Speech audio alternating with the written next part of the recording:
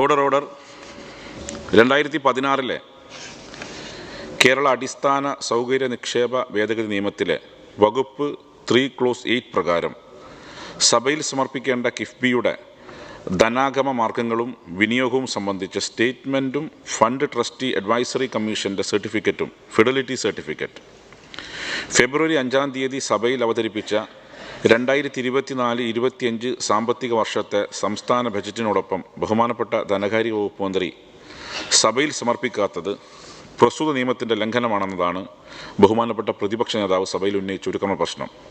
ബഹുമാനപ്പെട്ട ധനകാര്യ വകുപ്പ് മന്ത്രി മറുപടി പറയേണ്ട നക്ഷത്രചിഹ്നമിടാത്ത നിരവധി ചോദ്യങ്ങൾക്ക് നാളിതുവരെ മറുപടി ലഭ്യമാക്കിയിട്ടില്ലെന്നും ഇത് സഭയോട് കാണിക്കുന്ന അനാദരവാണെന്നും ഇക്കാര്യത്തിൽ ചെയറിൽ നിന്ന് റൂളിംഗ് ഉണ്ടാകണമെന്നുമാണ് ബഹുമാനപ്പെട്ട പ്രതിപക്ഷ നേതാവ് മറ്റൊരു ക്രമപ്രശ്നത്തിലൂടെ ഇവിടെ ആവശ്യപ്പെട്ടത്.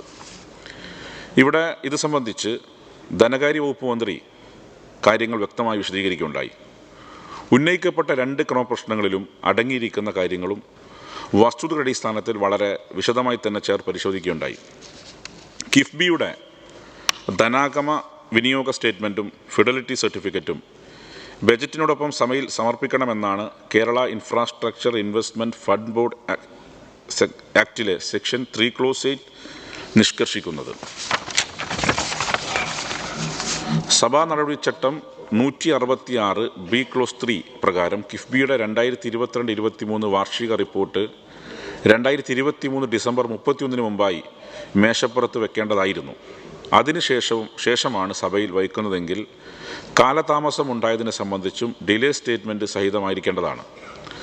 കിഫ്ബിയെ സംബന്ധിക്കുന്നതും വ്യത്യസ്ത നിയമവ്യവസ്ഥകൾ പ്രകാരം വ്യത്യസ്ത സന്ദർഭങ്ങളിൽ വ്യത്യസ്ത രീതിയിലും സഭയിൽ സമർപ്പിക്കേണ്ട 2 രേഖകൾ ഒരുമിച്ച് പ്രിൻ്റ് ചെയ്തതാണ് നിയമസഭാ സെക്രട്ടേറിയറ്റ് ലഭ്യമാക്കിയത്. ഇക്കാര്യം നിയമസഭാ സെക്രട്ടേറിയറ്റിൽ നിന്നും ധനകാര്യ വകുപ്പിന് മുൻകൂട്ടി അറിയിപ്പ് നൽകിയിരുന്നെങ്കിലും ഈ അപാകത പരിഹരിക്കുവാൻ യഥാസമയം നടപടി സ്വീകരിക്കുകയുണ്ടായില്ല. തന്മൂലമാണ് മേൽപ്പറഞ്ഞ 2 രേഖകളും സഭയിൽ സമർപ്പിക്കുന്നതിൽ കാലതാമസം നേരിട്ടതെന്നാണ് കാണുന്നത്. ഈ സാഹചര്യത്തിൽ ഇനിമേലിൽ കിഫ്ബിയുമായി ബന്ധപ്പെട്ട വാർഷിക റിപ്പോർട്ടും ഫിഡലിറ്റി സർട്ടിഫിക്കറ്റും പ്രത്യേകമായി തയ്യാറാക്കി കാലതാമസം കൂടാതെ തന്നെ നിയമസഭാ സെക്രട്ടേറിയറ്റിൽ ലഭ്യമാക്കേണ്ടതാണെന്ന് ചെയർ റൂൾ ചെയ്യുന്നു.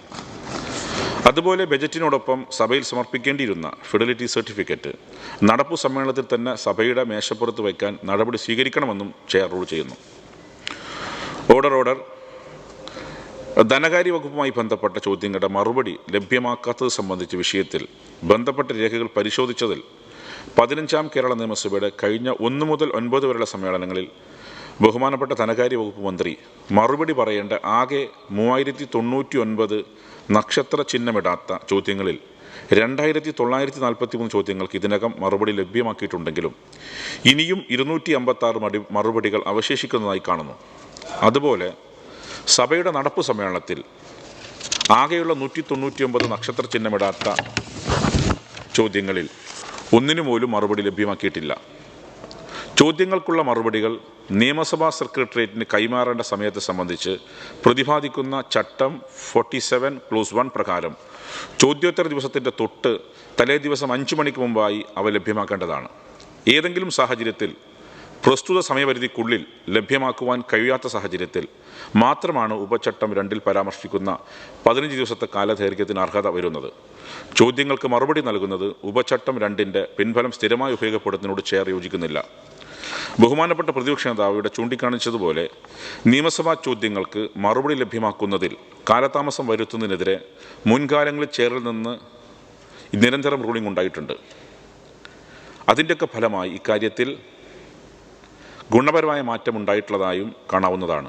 സഭയുടെ കഴിഞ്ഞ സമ്മേളനത്തിൽ ബഹുമാനപ്പെട്ട 17 മന്ത്രിമാർ തങ്ങളുടെ എല്ലാ ചോദ്യങ്ങൾക്കും നിർദ്ദിഷ്ട സമയപരിധിക്കുള്ളിൽ തന്നെ മറുപടി നൽകി മാതൃക സൃഷ്ടിച്ചിട്ടുണ്ട്. അതുപോലെ സഭയുടെ നടപ്പു സമ്മേളനത്തിൽ തന്നെ 12 ബഹുമാനപ്പെട്ട മന്ത്രിമാർ ഇതിനകം തങ്ങളുടെ എല്ലാ ചോദ്യങ്ങൾക്കും മറുപടി ലഭ്യമാക്കി കഴിഞ്ഞു. ഇത്തരത്തിലുള്ള നല്ല മാതൃക ബഹുമാനപ്പെട്ട ധനകാര്യ വകുപ്പ് മന്ത്രി ഉൾപ്പെടെ എല്ലാ മന്ത്രിമാരും സ്വീകരിക്കുമെന്ന് ചെയർ പ്രതീക്ഷിക്കുന്നു. ഇനിയും മറുപടി നൽകാനുള്ള എല്ലാ ചോദ്യങ്ങൾക്കും എത്രയും പെട്ടെന്ന് മറുപടി നൽകണമെന്നും ചെയർ റൂൾ ചെയ്യുന്നു.